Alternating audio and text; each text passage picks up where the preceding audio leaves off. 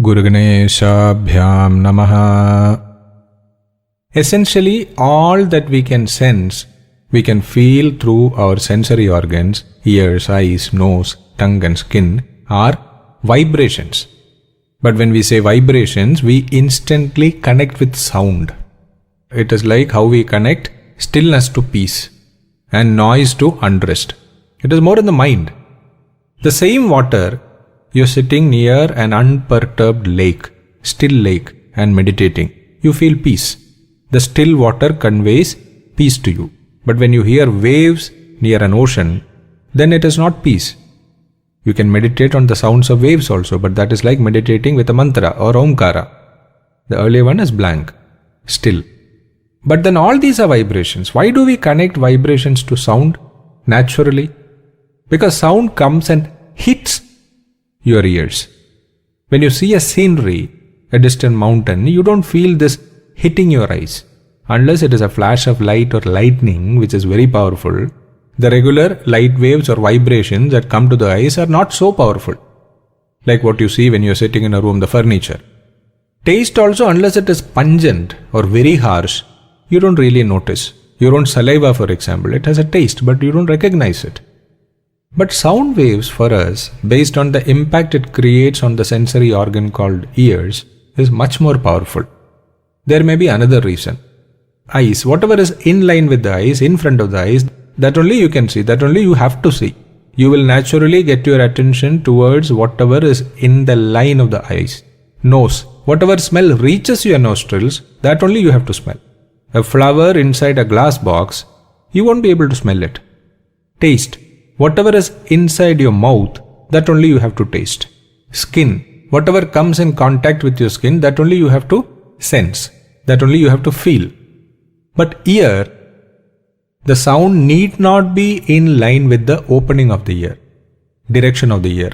You have to respond to sound coming from backside, above, below. You have to get an idea about how far it is coming from and which direction. So sensitivity of the ears towards sound is much more refined than the sensitivity of the other sensory organs. Is it possible to ignite something, make something catch fire using mantras or sound waves? Today we have ultrasonic cutters, ultrasonic welding machines. Yes, sound can produce heat. If you use sound waves in the range of 15 to 70 kilohertz, it can produce heat, cause melting and joining of two surfaces together. Our audible range of sound is 20 Hz to 20 kilohertz. Under laboratory conditions, this can be even as low as 12 Hz and as high as 28 kilohertz. But can we produce also sounds in this frequency? No. What you can hear, the audible range is much more than what you can produce. For example, the maximum frequency that you can produce on an average, what a human can produce is roughly 3 kilohertz as compared to 20 or 28 kilohertz that you can hear. On the lower end, this is about 85 Hz as against 20 Hz in the audible range. But through training this can be improved. For example, the American singer Tim Storms could produce sound waves as low as 0.189 Hz. Isn't this what we are doing when practicing mantras? This is why it is said chant mantras hundreds of thousands of times. Then only it works. Then your sound producing mechanism, the physical mechanism goes on improving. Like how a singer trains himself or herself through constant practice, then only they can hit the exact notes with accuracy. This is why mantras are to be chanted lakhs of times. Then only you can produce those exact frequencies which are needed for a particular effect. Ram is Agni Bija. If your chanting of Agni Bija is perfect, this is not about pronunciation. If your speech organs, through training, through repeated chanting, can produce the exact frequency of this Bijakshara, then you can set something on fire by merely chanting this mantra. Similarly, if your chanting of Vam Bija, the Jala Bija, is perfect, then you can extinguish fire by merely chanting this Bijakshara. You don't need to chant it lakhs of times. That is for training. If you are trained, then saying Ram or Vam even once would be sufficient.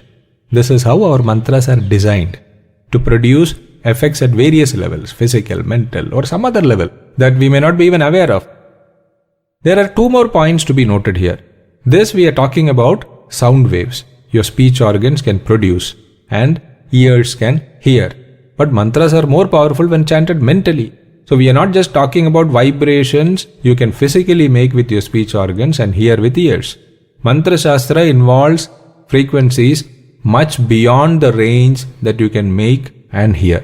When you mentally chant a mantra also, there are vibrations that are produced within the body. The effects of these vibrations are much beyond.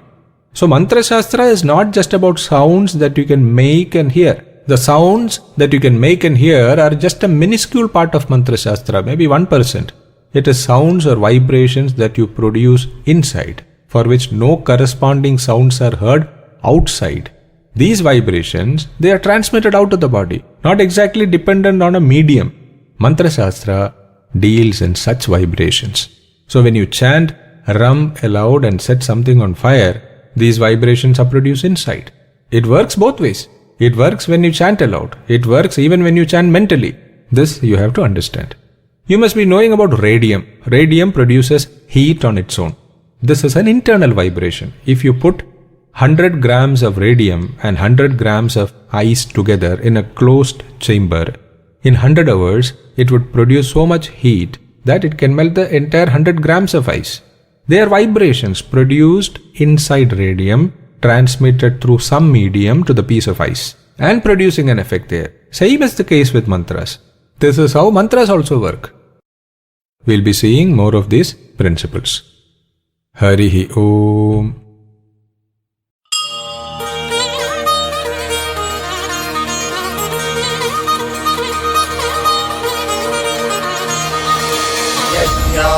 यज्ञाधिश्रेष्ठतमं कर्म